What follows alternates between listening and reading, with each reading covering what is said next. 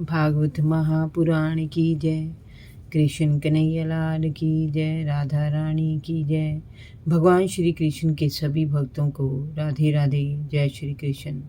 आज मैं आपको सुनाऊंगी भागवत महापुराण में प्रथम स्कंद में 19वां अध्याय परीक्षित का आत्म पश्चाताप और अनशन व्रत लेकर गंगा तट पर बैठना। सूत जी ने कहा, राजधानी पहुंचकर राजा परीक्षित को अपने किए निंदित कर्म के लिए बड़ा पश्चाताप होने लगा। वे अत्यधिक उदास होकर सोच में पड़ गए। मैंने व्यर्थ में क्रोधित होकर उस निरपराध ऋषि के प्रति दुष्ट व्यक्ति की भांति नीच व्यवहार किया।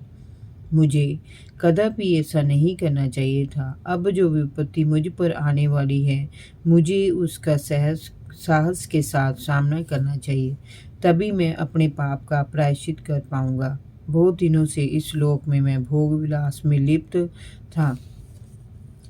मुझे अब इसे छोड़कर श्री कृष्ण की भक्ति में लग जाना चाहिए। ऐसा सोचकर राजा परीक्षित ने अपने बड़े पुत्र जनमेजय को बुलाकर उसका राज तिलक कर दिया और समय भगवान श्री कृष्ण की चरण कमल सेवा का व्रत लेकर आमरण अनशन व्रत का संकल्प करके गंगा तट पर बैठ गए।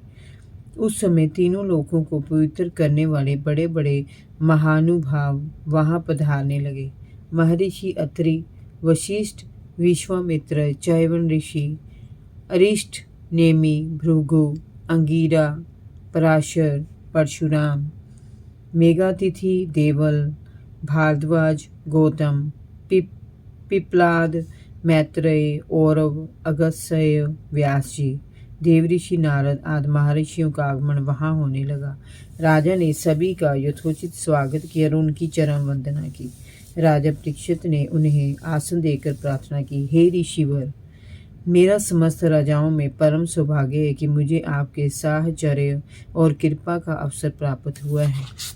आप सभी ब्राह्मण पुत्र के शाप के कारण मुझे धैर्य बंधाने के लिए यहाँ उपस्थित हुए हैं।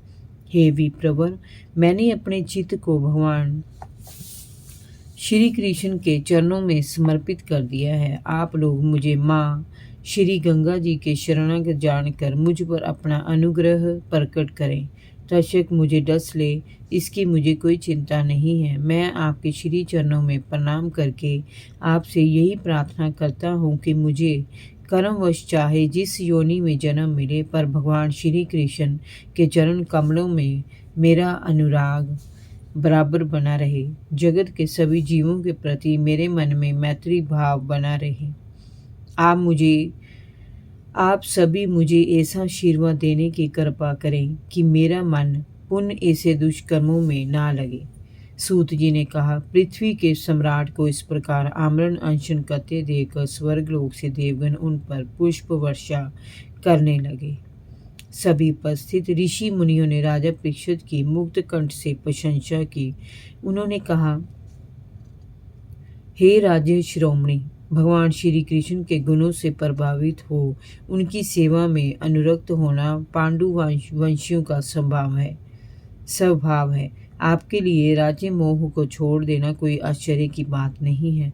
हम सभी तब तक यहीं रहेंगे जब तक आप अपने इस नश्वर शरीर को त्याग कर भगवान के श्री धाम नहीं चले जाते। ऋषियों के मधुर वचन सुनकर राजा परीक्षित ने आश्वस्त हो उससे पुनः भगवान के मनोहर चरित्र को सुनाने की प्रार्थना की और पूछा, हे ऋषिवर, आप लोग मुझे मेरे कर्तव्यों का बोध कराएं कि इस अल्प समय में मृत्यु की ओर अग्रसर होने वाले व्यक्ति को क्या क्या करना चाहिए। उसी समय श्री कृष्ण द्वैपायन व्यास जी के सुपुत्र भगवान श्री सुखदेव जी वहां प्रकट हो गए। वे वर्णाश्रम के ब्राह्मण चिन्हों से पूरी तरह से रहित अवरुद्ध रूप में थे। उनकी अवस्था 16 वर्ष की थी। उनके चेहरे पर परम संतोष था। स्त्रियों और बच्चों ने उन्हें घेर रखा था। उनके नेत्र अत्यंत मनोहर थे। श्याम वर्ण शरीर पर तेज की लालिमा दूर से ही लक्षित की जा सकती थी। ब्रह्मचर्य की आभा उनके चेहरे से कांति बनकर उद्भासित हो रही थी। उनका सारा शरीर अत्यंत सुकुमार था। लंबी लंबी भुजाएं, सिर पर घुंघराले बाल, चौड़ी उभरी हुई छाती, भंवर के समान गहरी नाभि, दिगंबर वेश, चित्त को हरण करने वाला सौंदर्य, होठों पर मंद मंद मुस्कान, नंगे पैर के बिना किसी आडंबर के सहज भाव में स्थित वहां आ खड़े हुए राजा परीक्षित ने अतिथि रूप में पधारे श्री सुखदेव जी को शीश झुकाकर प्रणाम किया। उनके साथ ही अन्य ऋषिगण भी उन्हें सम्मान देने के लिए उठ खड़े हुए थे। उनके स्वरूप की महिमा को ना जानने वाले स्त्री बच्चे वहां से लौट गए। राजा ने आदर सत्कार के साथ श्री सुखदेव जी को आसन ग्रहण कराया। वे वहां उपस्थित सभी ऋषि मुनियों के समूह में सबसे अलग तारों और नक्षत्रों में घिरे चंद्रमा के समान शोभायमान हो रहे थे।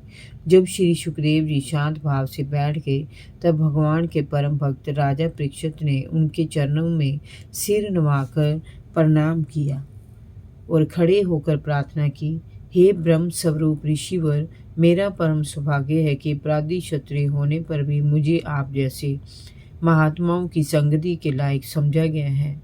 आपके दर्शनों ने मुझे तीर्थ तुल्य पवित्र बना दिया है। आप जैसे संतों के दर्शन मात्र से गृहस्थों के घर पवित्र हो जाते हैं। हे महायोगिन, जिस प्रकार श्री हरि विष्णु के सन्मुख बड़े से बड़ा दैत्य भी नहीं ठहर पाता, वैसे ही आपकी संगति से बड़ा पाप भी नष्ट हो जाता है। ये भगवान श्री कृष्ण की कृपा का ही परिणाम है कि आप जैसे एकांतवासी सिद्ध पुरुषों ने समय यहाँ पधार कर मृत्यु की ओर बढ़ते हुए मुझे दर्शन दिए। आप योगियों के भी परम गुरु हैं। इसीलिए मैं आपसे प्रश्न कर रहा हूँ कि जो व्यक्ति सर्वथा मरणासन है उसको क्या क्या कर्म करने उचित है। साथ ही ये भी बताइए कि उसको किसका श्रवण, किसका जप, किसका स्मरण, किसका भजन और किसका त्याग करना चाहिए। हे भगवत स्वरूप मुनिवर, आपका दर्शन अत्यंत दुर्लभ है, क्योंकि जितनी देर गायें दूही जाती हैं आप उतनी देर भी किसी गृहस्थ के घर नहीं ठहरते। सूत जी ने कहा, जब राजा परीक्षित ने मधुर वाणी में इस प्रकार उनसे संवाद किया तब समस्त धर्मों के ज्ञाता वेद समर्ग श्री व्यास नंदन भगवान सुखदेव जी ने सभी ऋषियों को नमन कर अपना प्रवचन प्रारंभ किया। इति प्रथम स्कंद। हरि ओम तत्सत। भागवत महापुराण की जय। कृष्ण कन्हैया लाल की जय। राधा रानी की जय।